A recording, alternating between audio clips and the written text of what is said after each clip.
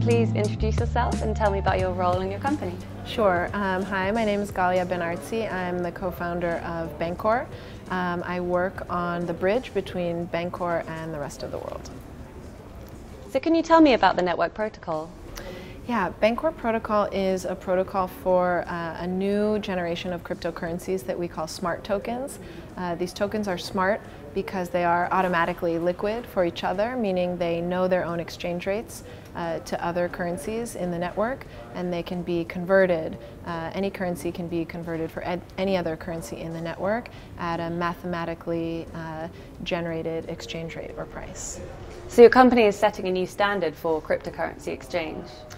Yeah, basically the problem that we're addressing is called the problem of illiquidity in currencies, and it's the reason that previously to now, not everyone could just create their own currency, right? You can create your own currency as much as you want, but if it's not liquid to other currencies, if it can't be traded for either other currencies that you want or other items that you want, it's not very valuable.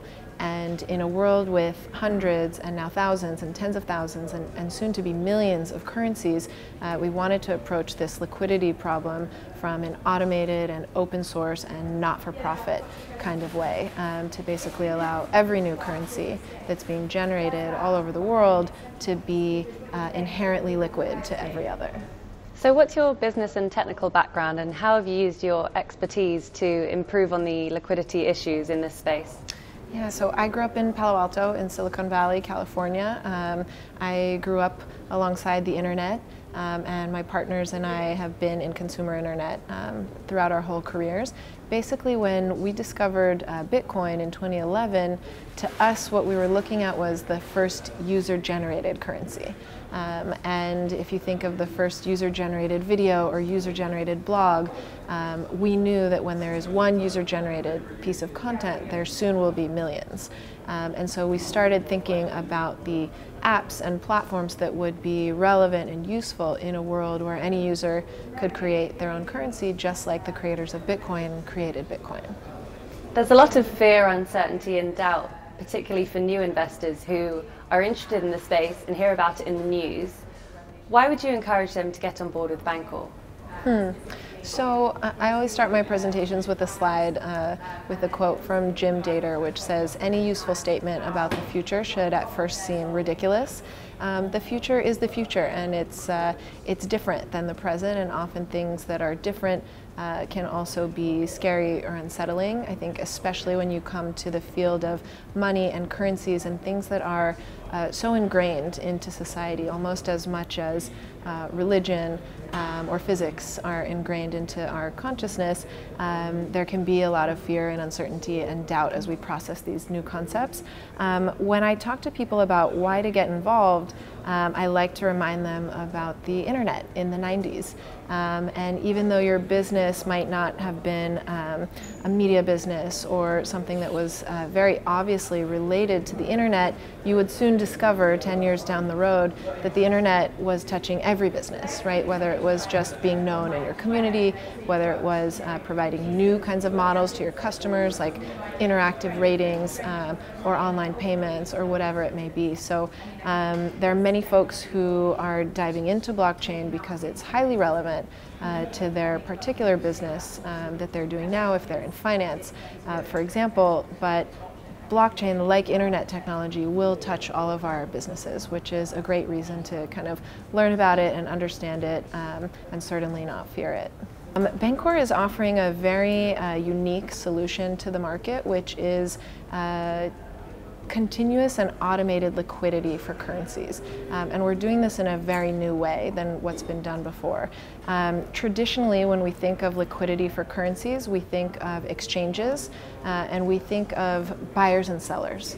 Right? If I have dollars and I want euros, I look for someone who has euros and wants dollars, and we make a trade at a certain price that we both agree on. And of course, this happens millions of times over in digital marketplaces, ones that we call exchanges. And this matching of buyers and sellers is historically how we've done all barter, all trade, and then also all digital asset or currency trading.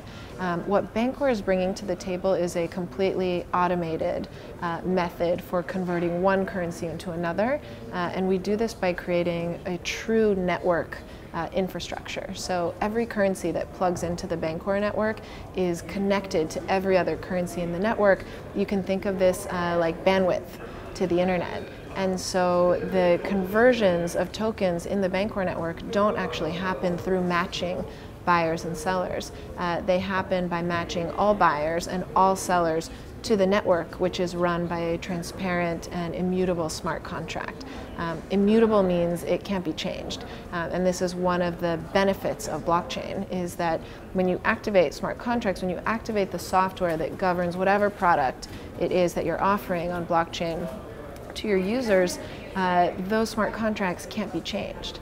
If we think about the terms of service of a product like Google or Facebook or any of the other centralized services that we know of, we all have experienced that update to the terms of service, right? And you're already locked into the product, you're already using it, and now things are changing, and maybe it's more expensive, or maybe now your data is less private, and maybe some things have changed that you may or may not agree with, but nevertheless you're locked into the product because all the data that you've accumulated in your account or in your user or in your profile is locked to the network.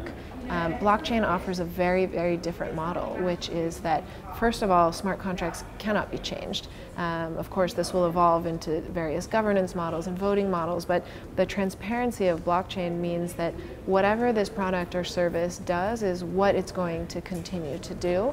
And another very unique feature is that, for the most part, with blockchain-based products and services, your data is yours. So when you choose to leave a product or service and maybe migrate to a better product or service that suits your needs, all of those photos, all of that data, all of your user history, all of the transactions that you've executed, all of that data is yours, and you're now free to take it with you. So we're entering a very new state in business at all, which is, that the value opportunity for brands and companies to offer their users is actually not by locking them in, but by setting them free. Well, where do you see Bancor being in the space? How do you see it defining the finance space in the next 5 to 10 years? Yeah, so what Bancor is really good at and unique for is allowing anyone to create a currency. If we go back to the beginning, the main challenge in creating your own currency is, how will your currency find liquidity? How will it be liquid to folks outside of your immediate network or folks who've never heard of it before? Traditionally, by matching buyers and sellers, you have to create volume, loads and loads of demand for your currency so that you have enough buyers and sellers for your currency to keep moving and keep liquid at any time. Bancor is really good because of this automated solution where a smart contract will always buy any token in the network from you and always sell any token in the network to you.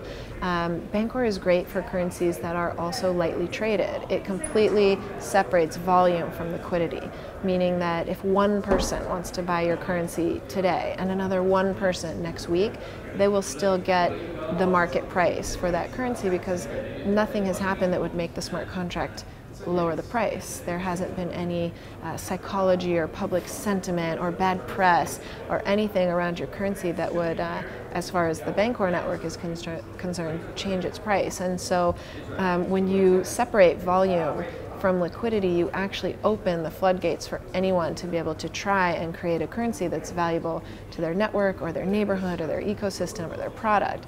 And so what we're looking forward to seeing in the future, and it's not too far away, we measure this now in individual years and even often in months, is allowing anyone to create a currency which is liquid from day one, and now can start proving itself. If it grows and people want to use it and people want to buy it, its price will go up. And if it is not useful and people only want to sell it and not buy it, then its price will go down. But it will have the opportunity to participate in a free and open liquidity network, just like any blog or any video has the opportunity to participate in the internet. Whether or not folks will read your blog or watch your video is is up to the crowd and is up to you, the creator of the content. But that internet is there and it's open and it's accessible for you to upload anything you think might be valuable. So if I'm sold on Bancor, I want to get involved, what are the milestones that Bancor have planned for this year? Yeah, so it's been an incredible year already. Obviously, Bancor launched in June of 2017. We did a token generation event which attracted almost 400,000 Ether at the time, which was valued at about $150 million worth. We have launched a product and it's available at bancor.network, and it is basically a place where any token can convert to any token. So you can think of this a little bit like a vending machine full of tokens, and you can pay with any token in the vending machine and you can receive any token in the vending machine. And the Bancor protocol is the software behind that vending machine that lets it know what price to display. Is there a high transaction fee? There is actually no transaction fee. Bancor is a Swiss not-for-profit foundation, and there is no fee for converting these currencies. Of course, the folks that create the tokens and upload them to the network can decide to charge fees if they want and if that makes sense for their community. But the vending machine itself, Bancor itself, does not take a fee for any of these conversions. Yeah, so if I look forward into the future, that's really what we see, is the ability for anyone to create a currency, upload it to the network, and start building their product and service and community and seeing how much value they can create.